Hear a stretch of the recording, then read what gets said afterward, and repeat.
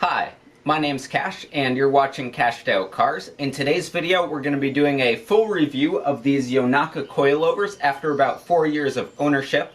Now these coilovers were one of the first modifications that I did to my Miata back when I got it 4 years ago, and I got them as a general purpose coilover that would lower the car a bit and make it look better and make it just sit a little bit lower, while being a comfortable coilover on the street and also being able to perform on the track, specifically at autocross events. So like I said, I've had these coilovers on my car for quite some time now, and I've had a long time to get my impressions of them as well as check out the durability and how they last in the long run. And I put all my thoughts together and I'm bringing this review to you guys so you could know if Yonaka coilovers will be right for you. So the very first thing that I want to go over are the features of these coilovers. Why might you want to pick these over some other coilovers? Well, one of the big things that a lot of other coilovers in the price range that these are don't have is adjustable dampening. So these coilovers, when I got them, were around $450. Right now the price on them is around $500 to $550, depending on where you get them. But anyway, coilovers in this range generally don't have adjustable dampening, and these do, which I'll get into later in the video. Also, they feature height adjustment. Yonaka says that you could adjust the ride height of your car about 2 to 3 inches.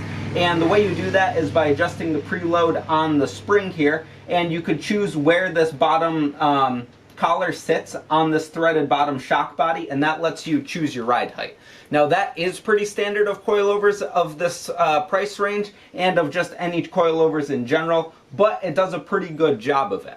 Now, I will say that my car sits at a fairly good level. I mean, I don't have much of a wheel gap, but I still have a little bit because I want it comfortable to drive on the street and on the track. And the fronts are set about here, and the backs are set about here, which you see on screen right now. These also do have an inner bump stop, so if you do bottom them out, you're not going to blow the coilover up and bend stuff. It's going to still be a hard impact, but it's going to help stop that. They have an inner dust boot, which is a feature that they talk about. Once again, that's fairly standard stuff, and the biggest thing about these coilovers is that they do feature that adjustable damping. The spring rates on these coilovers are as follows. The fronts are a 6 kilogram with a 200 millimeter travel, and the rears are a 4 kilogram with 180 millimeter travel. This means for every 6 kilograms of force, your coilover will move 1 millimeter, and in the back, for every 4 kilograms of force, your coilover will move, well, 1 millimeter.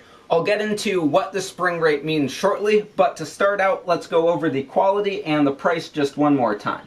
In terms of initial quality and look, these coilovers are quite good. I do really like the orange anodizing that's on there, and as a whole package, it looks nice. I was very excited when I got them, and I think they look pretty sweet on the car. Not that you're actually going to be looking at the coilover, but when you have your wheels off, I mean, it is a good looking package. Now, there was nothing wrong with the quality of these coilovers when I got them and when I installed them. These do come with top hats, so they're a direct bolt-in replacement for your OEM suspension, which makes it very nice and easy to install these coilovers.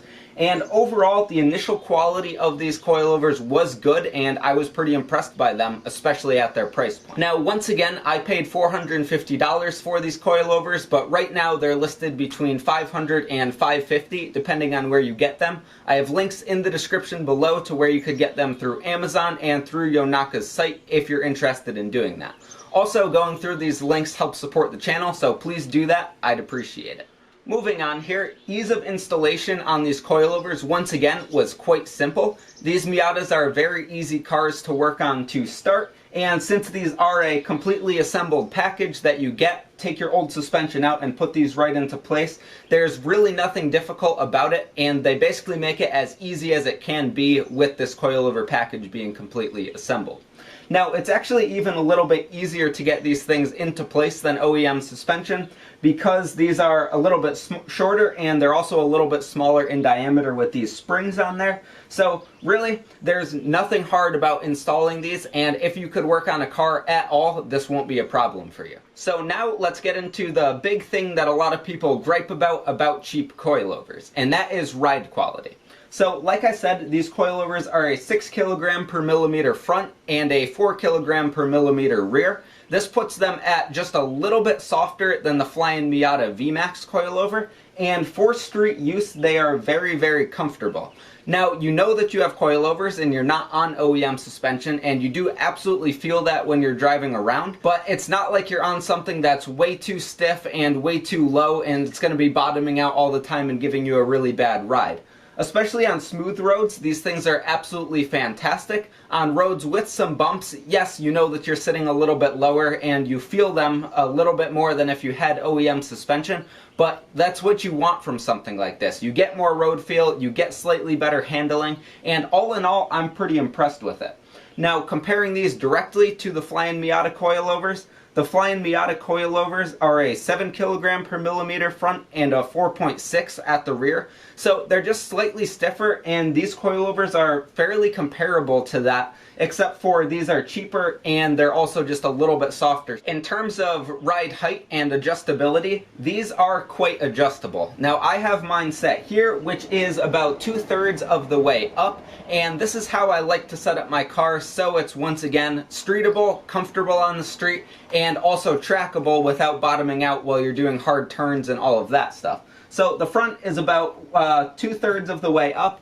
The rear is about, I would say, just a little bit over halfway up. So you could go a decent amount lower with these coilovers. You also could go a decent amount higher, but right in the middle is what I found to be the best for my car, and I have no complaints about the ride height of these coilovers. In terms of the adjustable dampening of these coilovers, at first I didn't really think that there was a very big difference, but after playing around with it, it's a really nice feature that gives you just a little bit more tunability with this setup.